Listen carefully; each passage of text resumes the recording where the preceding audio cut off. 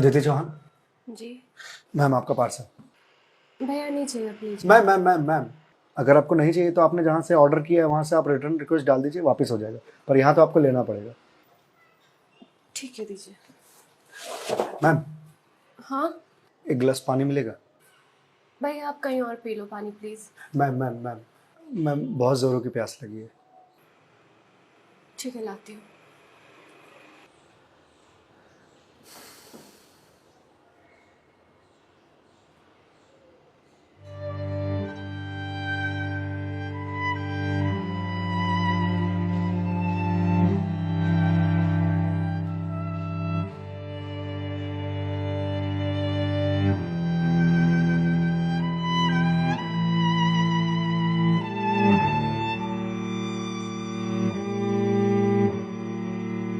लीजिए लीजिए भैया, देख क्या रहे हैं?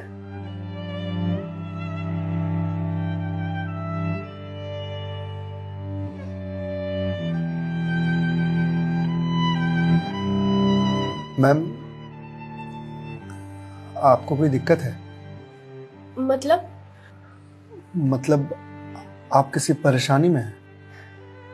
भैया पानी पीकर ग्लास दीजिए आप। मैम छोटा मुंह बड़ी बात कह रहा हूँ, पर अगर आप किसी परेशानी में हैं तो आप मुझे बता सकती हैं। भैया आप पानी पीजिए, ज्यादा समाज से भी मत बनिए। मैम दुख बांटने से कम होता है। अच्छा, और आपको किसने कहा कि मैं दुखी हूँ? मैम अगर आप दुखी नहीं हैं तो फिर वो फंदा क्यों लगा रखा है?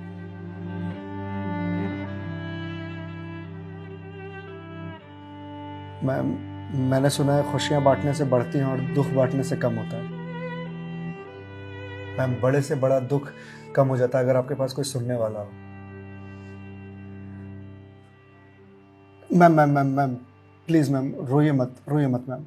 मैम देखिए ये तो मुझे नहीं पता कि आपको क्या परेशानी है, पर अगर आप मुझे बताएंगे तो शायद मैं कोई सॉल्यूशन निकाल पाऊँ। नहीं, कोई मेरे लिए कुछ नहीं कर सकता। मेरे पास अब मरने के अलावा कोई ऑप्शन नहीं है। मैम ऑप्शन तो ढूंढने से मिलता है ना। आप एक बार मुझे बताइए ना, शायद मैं कोई जीने का ऑप्शन ढूंढ पाऊँ आपके लिए। क्यों बताऊं तुम्हें? क्या कर लोगे तुम?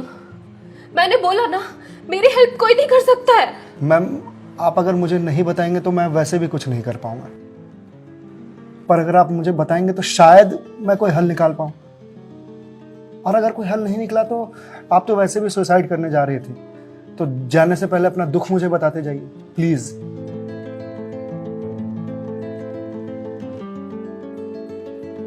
Please ma'am.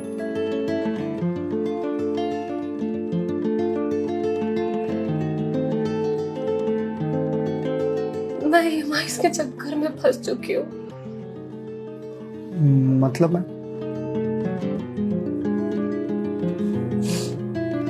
कुछ साल पहले एक कोर्स के लिए मैंने लोन लिया था, फिर उसके कुछ वक्त के बाद एक और लोन, और ये लोन का सिलसिला यूं ही चलता गया। इस महंगाई के जमाने में पैसे की जरूरत तो हर किसी को पड़ती है, मुझे भी थी। मैंने प्राइवेट कंपनी से भी लोन लिए, ज्यादा ब्याज पर, और अब मैं उन्हें चुका नहीं पा रही हूँ। क्यों मैम, आपके पास जॉब तो होगी ना? जॉब थी, पर मैं जिस कंपनी में जॉब करती थी उस कंपनी ने मुझे ये कहकर टर्मिनेट कर दिया कि फाइनेंशियल लॉस के कारण वो मुझे और मुझ जैसे कुछ एम्प्लॉयज को सैलरी नहीं दे सकते। तो मैम आप किसी और कंपनी में ज्वाइन कर लो, बहुत सारी कंपनीज हैं यहाँ तो। तुम्हें क्या लगता है मैंने अप्लाई करने का ट्राई नहीं करा होगा? जॉब नहीं खोजी होगी?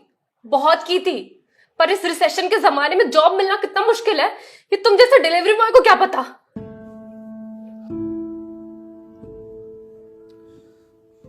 आई एम सॉरी मैम, शायद आप सही कह रही हैं, मुझे इस बारे में कोई जानकारी नहीं। जॉब जाने के बाद मेरे से चीजें हैंडल नहीं हो रही हैं। बैंक से रोज कॉल्स आते ईएमआईज़ भरने के लिए, और प्राइवेट कंपनी वाले फोन कर करके धमकियां दे रहे हैं। मैं इस लोन के जंजाल में फंसती चली जा रही हूँ, और अब मेरे पास सुसाइड के अलावा कोई और ऑप्शन नहीं है। मैम ऑप्शन क्यों नहीं है? आप ये बात अपने घर में बता सकती हैं, अपने पापा को बता सकती हैं।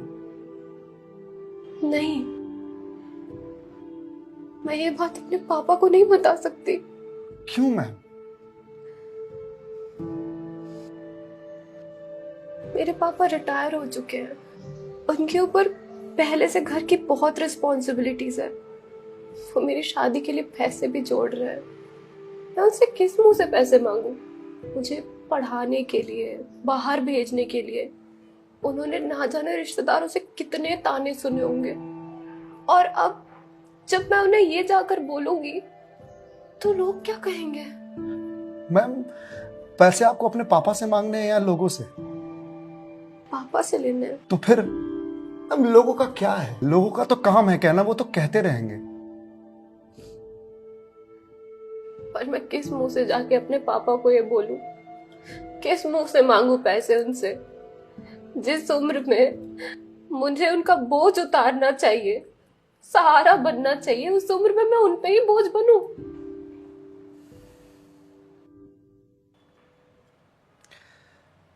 मैम एक बात बताएंगे आप? बचपन में आपकी सबसे फेवरेट चीज क्या थी? बचपन में मुझे साइकिल का बहुत शौक था। तो मैम आपको साइकिल किस एज में मिली थी? यही कोई 8 साल की होंगी मैं। तो साइकिल तुरंत मिल गई थी आपको?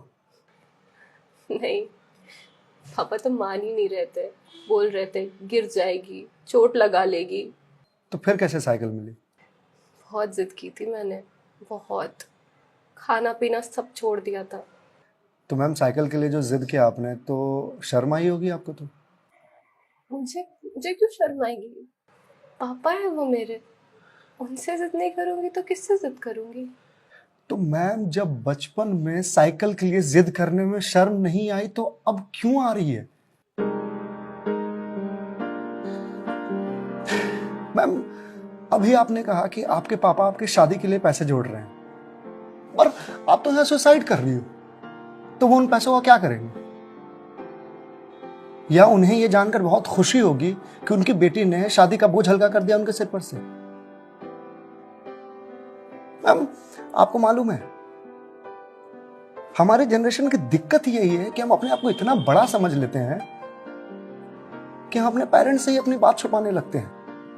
कभी ये कहकर कि पापा मम्मी नहीं समझेंगे, या कभी ये कहकर कि मैं उन्हें परेशान नहीं करना चाहती, या कभी ये कहकर कि हम दोनों की सोच नहीं मिलती है।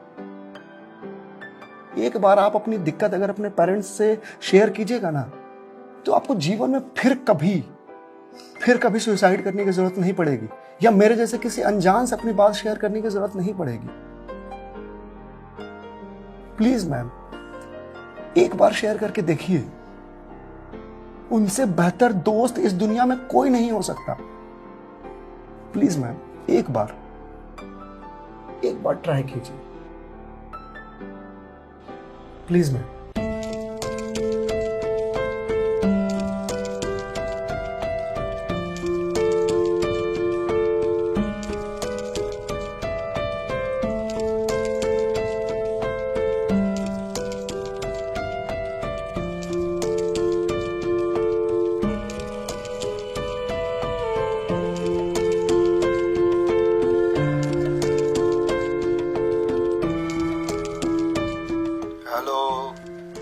हेलो पापा।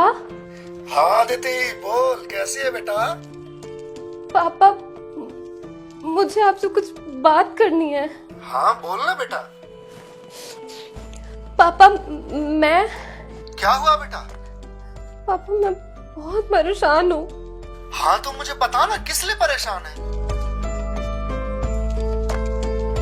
अदिति बेटा रो क्यों रही है, बता ना क्या बात है? पापा वो मैंने बैंक से लोन ले रखा था ना,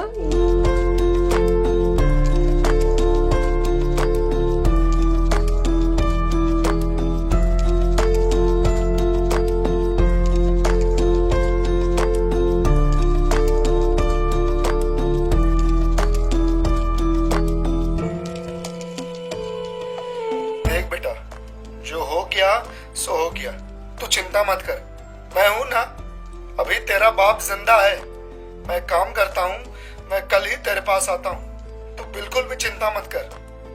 हाँ पापा, आप प्लीज आ जाइए। देखा मैं, आपके पापा आपके एक फोन पर यहाँ आने को तैयार हो गए और आप इतने दिनों से अकेले सफर कर रहे थे। मैम, मम्मी पापा से बढ़िया दोस्त कोई हो ही नहीं सकता। आप एक बार उन्हें दोस्त बना करके तो देखिए। आप सही कह रहे हैं भैया, मम्मी पापा से अच्छा दोस्त कोई नहीं हो सकता है। Thank you. It's okay ma'am, ये लीजिए क्लास। वंस अगेन भैया, thank you so much. It's okay ma'am, bye. Ma'am ji मेरे पास आपके लिए कुछ है, यही रुकिएगा, मैं थोड़ी देर में आता हूँ।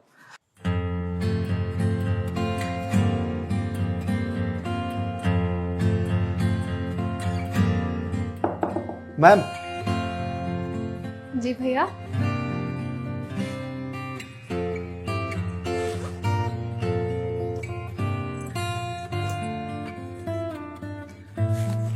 मैम ये आपके लिए।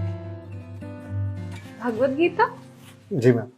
मैम 2020 का साल मेरे लिए बहुत बुरा था। कोरोना में मेरी जॉब चली गई।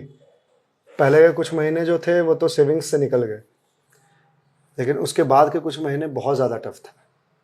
मेरे ऊपर भी आपके तरह बहुत सारे EMIs थे जो मैं पे नहीं कर पा रहा था, जिस वजह से मैं बहुत परेशान था और सुसाइड करने की सोचने लगा था। और एक दिन तो सुसाइड करने निकल भी गया था, लेकिन पापा ने मुझे पकड़ लिया। पहले तो बहुत डांटा,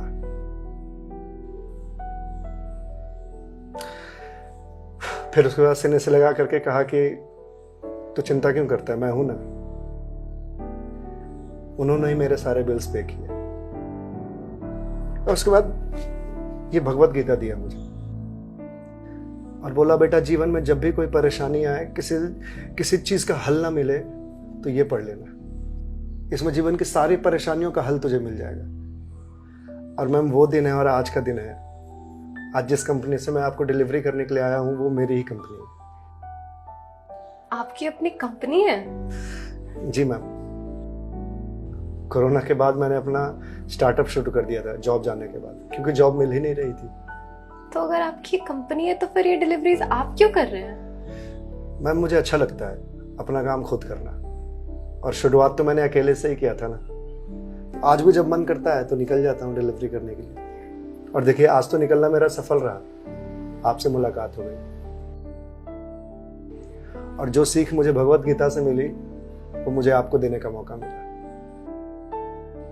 मैम वैसे तो बहुत सारी बातें हैं इसमें सीखने की, पर जो सबसे अच्छी बात मुझे लगती है वो ये कि जो समय है ना ये कभी एक सा नहीं रहता। आज बुरा समय है तो कल अच्छा समय जरूर आएगा। आज अंधकार है तो कल सवेरा जरूर आएगा। इसलिए कभी भी अच्छे समय में इतराना नहीं चाहिए और बुरे समय में विचलित नहीं होना चाहिए। समय है, कट जाएगा। मैम इस एक थॉट ने मेरी पूरी जिंदगी बदल दी। मैम तो अब आप पढ़िए इसको, देखिए शायद आपको कुछ और मिल जाए, पर मैम जो भी मिले उसे लोगों से शेयर जरूर कीजिएगा, क्योंकि कहते हैं ना ज्ञान बांटने से बढ़ता है। Thank you.